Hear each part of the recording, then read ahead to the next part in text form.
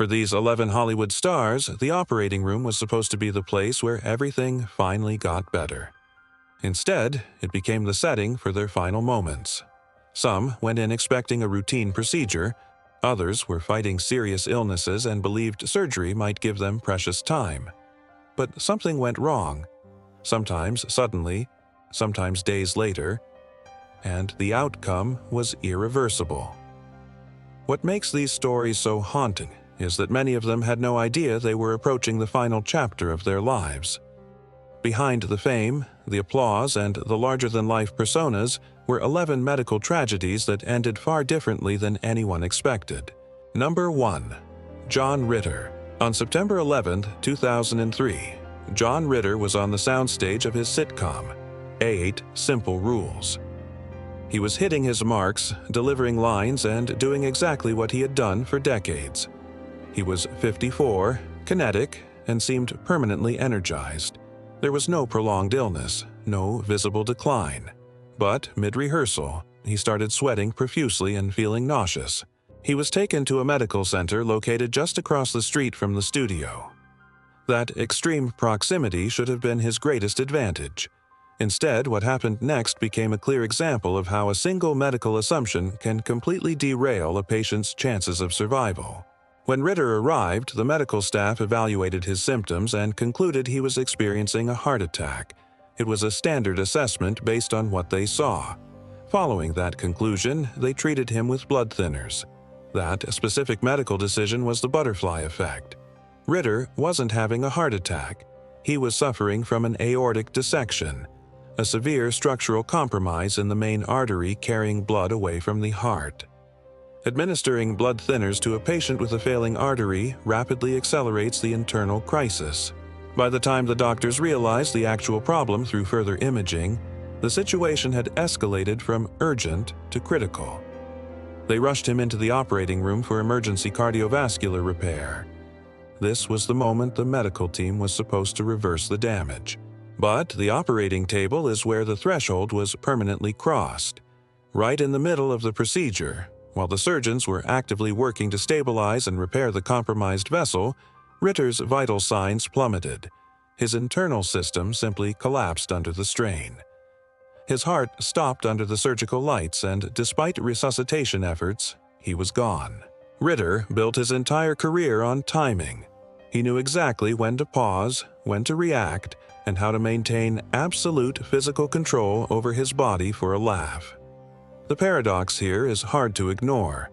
A man who mastered physical precision lost his life to a rapid, uncontrollable biological failure, compounded by an initial misread. The surgical intervention didn't act as a rescue. It just happened to be the exact location where his time ran out. Number 2. Joan Rivers. At 81 years old, Joan Rivers was still performing with the stamina of someone decades younger. She wasn't battling a terminal illness, nor was she confined to a hospital wing. On August 28, 2014, she simply walked into an outpatient clinic on Manhattan's Upper East Side for a standard endoscopy. She was there to evaluate voice changes and acid reflux, essentially a maintenance check for the vocal cords that had built her entertainment empire. The setting itself implied safety. Outpatient clinics suggest routine. Patients expect to walk in, undergo mild sedation, and go home a few hours later. But this exact sense of routine is sometimes what breeds a dangerous kind of clinical complacency. While Rivers was sedated, the medical team proceeded with the vocal cord evaluation. However, right in the middle of the intervention, the situation fractured. Her oxygen saturation levels began to drop. This was the critical divergence point, the exact butterfly effect inside the procedure room. Subsequent investigations and medical reviews indicated that the clinical staff failed to immediately recognize the severity of her deteriorating vital signs. There were crucial, unrecovered minutes where her brain was actively being starved of oxygen while she remained unconscious in the surgical chair. By the time the staff fully registered the magnitude of the crisis and initiated emergency resuscitation, the physiological threshold had already been crossed. Paramedics rushed her to Mount Sinai Hospital, where she was placed on life support, but the fatal damage didn't happen in that intensive care unit. The irreversible loss occurred entirely during those overlooked minutes back at the clinic. The lack of oxygen had already caused catastrophic system failure, making any real recovery impossible. She passed away a week later when artificial support was withdrawn. Rivers built a legendary career on having absolute control over her environment, her audience, and her narrative. She was famous for never missing a beat and never letting anyone else dictate the pace of a room. Yet, the final outcome of her life was entirely out of her hands, decided by a delayed reaction to a dropping oxygen monitor during what was supposed to be a mundane Thursday morning appointment. Number 3. Heather O'Rourke. For years, 12-year-old Heather O'Rourke was being medically treated for Crohn's disease. She took the prescribed medications, managed the symptoms, and continued her work as the instantly recognizable face of the Poltergeist film franchise. But the medical foundation she and her parents relied on was fundamentally flawed. She didn't have Crohn's disease at all. This initial misdiagnosis was the quiet catalyst for what would eventually happen in the operating room. The treatment she received was masking the symptoms of a much more dangerous structural problem, an undetected congenital intestinal defect. Because the real issue remained hidden behind an accepted medical label, the physical defect was allowed to worsen over time without any proper intervention. The tipping point arrived in early 1988. The hidden defect finally caused a severe internal obstruction, triggering a massive biological crisis. When her condition suddenly turned critical, she was airlifted to a children's hospital in San Diego. The medical team immediately took her into the operating room for emergency bowel surgery. The goal of this intervention was to clear the blockage and halt the rapidly spreading infection. But the surgery was not a preventive measure. It was a desperate reaction to a body already in freefall. The prolonged strain of the untreated defect had pushed her system into septic shock. Right there on the operating table, while surgeons were actively attempting to correct the physical damage, the compounded trauma proved to be too much. Her 12-year-old physiological system simply collapsed under the surgical lights. She suffered a cardiac arrest during the procedure, and despite the immediate presence of the surgical team, the systemic failure could not be reversed. Child actors are usually surrounded by an intricate apparatus of studio personnel, managers, and guardians, carefully protected from external risks. Yet, the greatest threat to O'Rourke was an invisible, internal mechanical flaw. It was a flaw that went dangerously misread by the medical establishment for years, leading her directly to a surgical table where her system was already too compromised to survive the rescue attempt. Number 4. Jeff Chandler. In 1961, Jeff Chandler was one of Hollywood's most bankable leading men. At 42, he had an imposing physical presence and a career built on playing authoritative, rugged characters. When he checked into a Culver City hospital, it wasn't to fight a terminal illness. He was there for a spinal surgery to correct a slipped disc, a painful but entirely manageable mechanical issue. He was expected to undergo the standard procedure, recover, and quickly return to the studio lots. Instead, the operating room became the site of a catastrophic human error. Right in the middle of the spinal intervention, a surgical instrument accidentally damaged a major artery. This was the exact butterfly effect. In a fraction of a second, a routine orthopedic repair devolved into a massive vascular crisis. The internal hemorrhage was immediate and severe, throwing his system into sudden physiological shock right there on the operating table. The medical team, who had been focused on his spine, suddenly had to fight a rapidly escalating battle to save his life. While the surgeons managed to initially repair the arterial damage and stabilize his vital signs, the physiological debt his body incurred during those critical minutes on the table was simply too massive. He required enormous transfusions and underwent subsequent emergency procedures over the following days as doctors tried to reverse the cascading effects of the mistake. But his system could not endure the compounding trauma. The boundary between survival and failure had already been breached by that single scalpel slip. He passed away from blood poisoning and systemic shock stemming directly from that initial surgical trauma. Chandler existed in a studio system era where a star's image and physical safety were meticulously managed and fiercely protected from the outside world. Yet, the mechanism that brought down one of the era's strongest leading men was a millimeter-scale miscalculation inside a sterile room, a stark reminder of how quickly a routine medical fix can pivot into an irreversible collapse. Number 5. Steve McQueen. Steve McQueen built an entire cinematic legacy on defiance.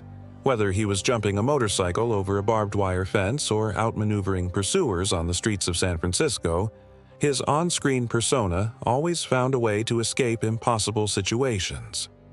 When he was diagnosed with pleural mesothelioma, a relentless and aggressive cancer linked to asbestos exposure, he treated the terminal medical consensus the same way he treated a director he disagreed with. He simply refused to accept it. American physicians were clear about his prognosis.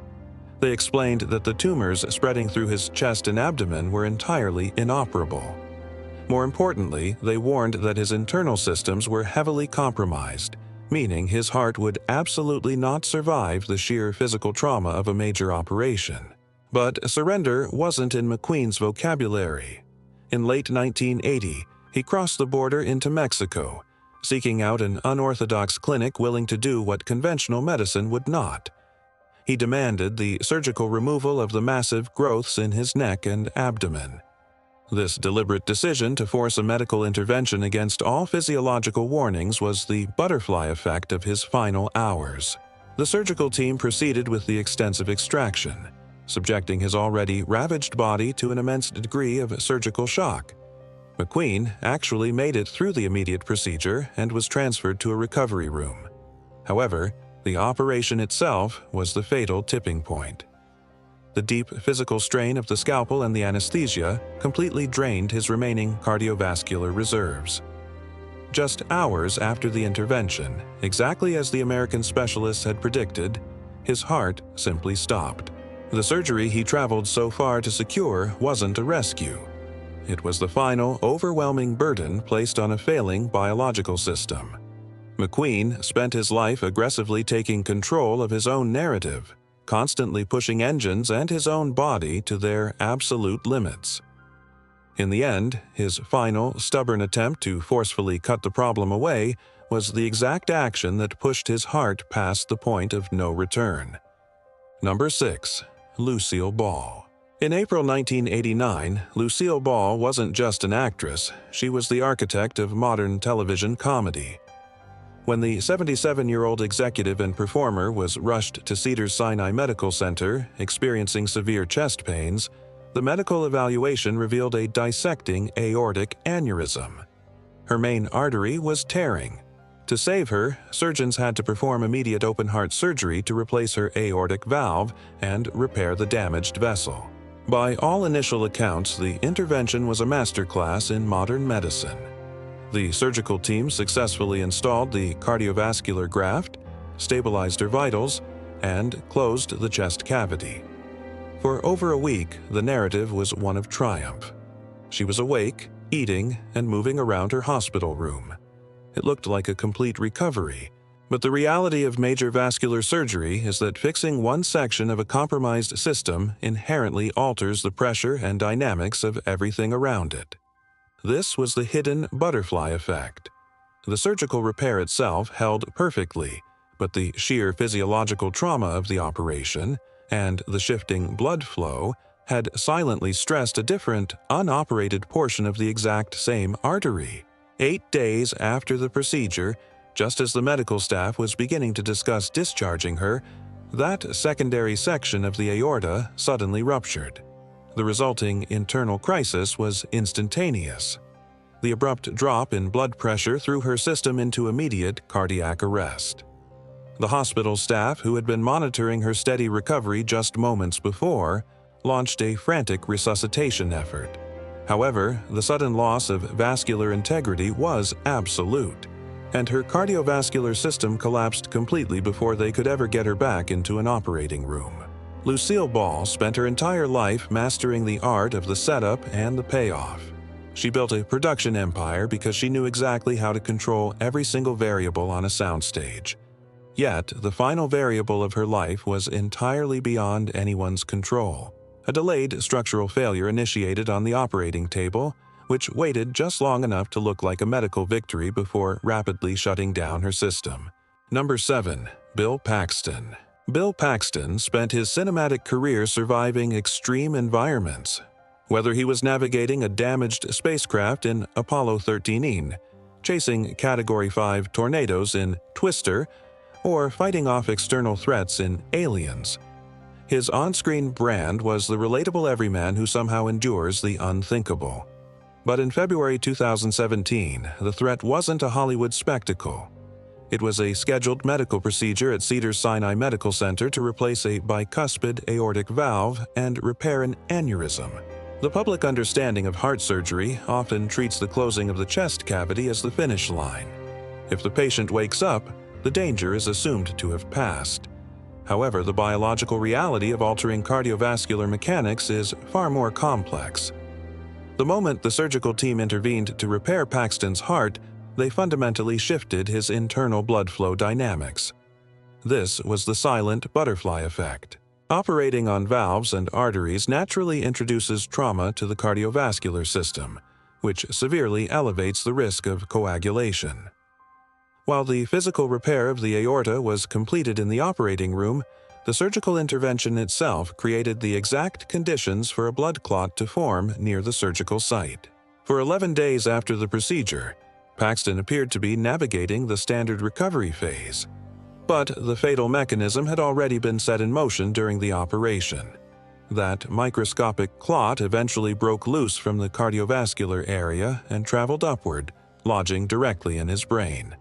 The resulting stroke was massive and catastrophic. His neurological system collapsed, leading to his death at age 61. The circumstances surrounding this specific surgery led to intense legal scrutiny. Paxton's family later filed a wrongful death lawsuit against the hospital and the lead surgeon, pointing directly to the choices made in the operating room. They alleged that the surgeon employed a high-risk, unconventional approach and failed to properly manage the patient when post-operative complications began to surface. The case was eventually settled. Paxton didn't lose his life under the surgical lights, but the stroke that ended his timeline was undeniably born there. It is a stark example of how the mechanical act of fixing the body can generate a secondary crisis, one that waits quietly in the bloodstream long after the surgical tools have been put away. Number 8. Andy Warhol. Andy Warhol spent his entire life obsessing over surface details, mechanical reproduction, and the meticulous documentation of everyday existence. He captured everything on film or canvas. Yet, the final hours of his life in February 1987 were defined by a catastrophic lack of observation by the very professionals tasked with keeping him alive. For years, Warhol had suffered from severe gallbladder issues, actively avoiding medical intervention because of a deep, paralyzing fear of hospitals. When the physical pain finally became too immense to ignore, he checked into New York Hospital. The procedure itself, a standard gallbladder removal, was deemed physically successful. The surgical team extracted the inflamed organ, closed the incision, and transferred him to a private recovery room. He was awake, taking phone calls, and by all standard medical metrics, entirely out of the woods. But the threshold of danger hadn't been passed. It had merely shifted forms. The butterfly effect in Warhol's case wasn't a slipped scalpel inside the operating room, but a fatal sequence of post-operative miscalculations triggered directly by the surgical intervention. Following the operation, the medical staff administered intravenous fluids to stabilize his system. However, a severe lack of clinical monitoring allowed the fluids to flow completely unadjusted. His body was pumped with an excessive volume of liquid, heavily disrupting his internal chemistry and placing a massive, unnatural burden on his cardiovascular system. While he was supposed to be resting under careful medical watch, the internal pressure simply became too much. In the early morning hours, the fluid overload triggered a sudden ventricular fibrillation. His heart lost its rhythm and stopped entirely. The fallout resulted in a highly publicized wrongful death lawsuit filed by his estate, which exposed glaring failures in the hospital's routine care protocols. The legal proceedings revealed that the staff had failed to properly evaluate his medical history or adequately track his vital signs immediately following the surgery. Warhol built a global empire by turning the mundane and the routine into high art. The ultimate paradox of his death is that he was brought down by the complete failure of a routine medical protocol. The surgery itself didn't cut his life short, but it placed him exactly in the sterile environment where clinical complacency could quietly shut his system down. Number 9. George Segal. In early 2021, George Segal was still hitting his comedic marks on the set of The Goldbergs. At 87 years old, he wasn't quietly fading into a Hollywood retirement. He was an active, energetic series regular on a hit television show. When he temporarily stepped away from production, it was to undergo bypass surgery. The expectation among the cast and crew was straightforward. He would get his cardiovascular plumbing repaired and return to work. Coronary artery bypass grafting is frequently discussed in public as a routine maintenance procedure for older adults. But the biological reality of this operation is inherently violent. It requires the chest cavity to be opened, the heart to be temporarily stopped, and the body's blood flow to be artificially rerouted by a machine. The butterfly effect in Segal's case was the sheer physiological trauma of the intervention itself.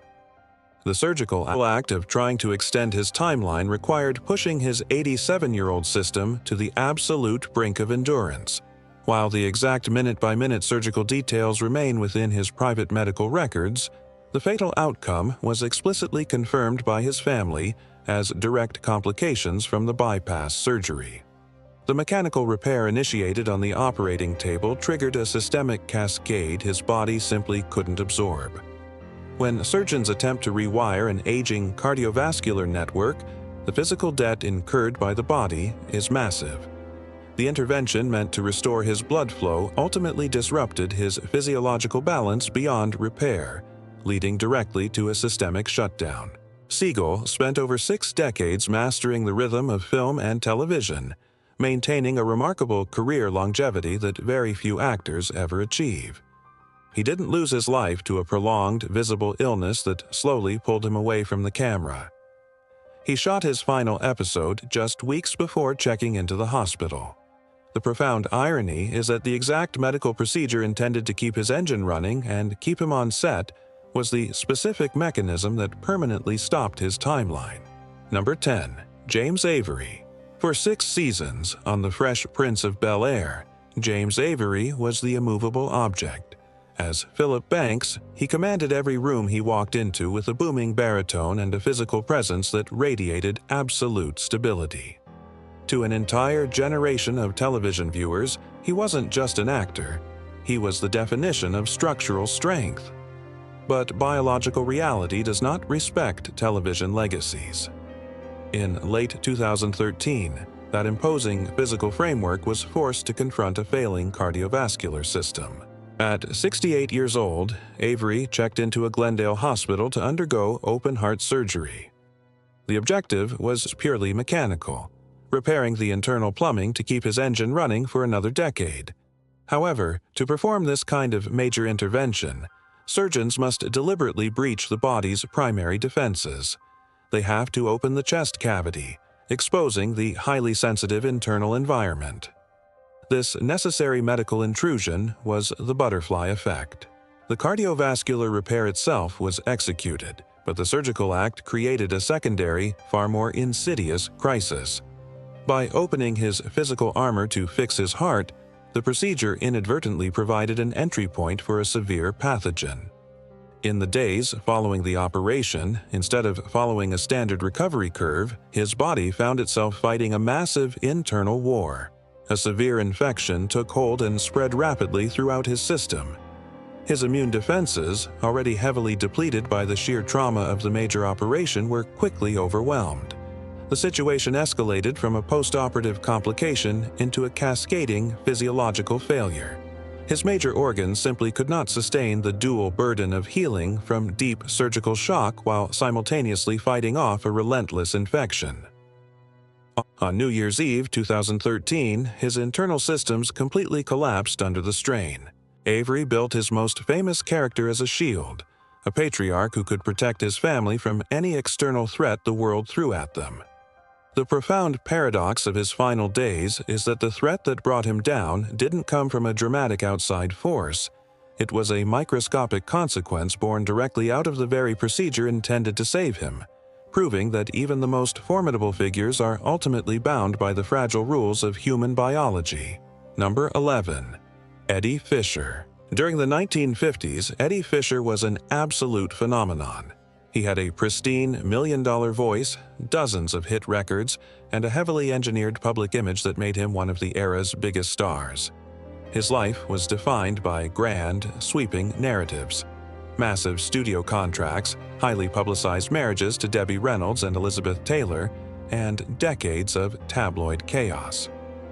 Yet, when his timeline finally ended in September 2010, it had nothing to do with the dramatic excesses of his past. It came down to a simple mechanical failure, a broken hip. At 82 years old, Fisher suffered a fall. In orthopedic terms, a hip fracture in an octogenarian is incredibly common. The standard medical response is immediate surgical repair. The goal is to pin the bone or replace the joint to get the patient mobile again, preventing the slow decline of being bedridden. The procedure is often framed to the public as a routine structural fix. But fixing a bone is never just carpentry. It is a profound shock to the human biological system. This was the butterfly effect. The physical act of cutting through tissue, manipulating the skeletal structure, and sustaining deep anesthesia places an enormous invisible tax on an aging cardiovascular network.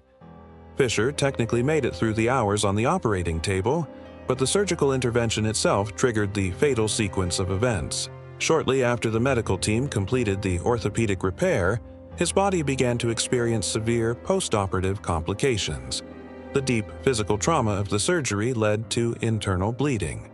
His 82-year-old physiological system, already exhausted by the sheer exertion of the operation, simply did not have the vascular reserves to absorb this secondary crisis. The internal bleeding caused a rapid drop in blood pressure, initiating a cascading systemic collapse that his medical team could not reverse. Fisher spent his prime years navigating the intense, manufactured pressures of the mid-century Hollywood machine, surviving public scandals that would have permanently erased most careers.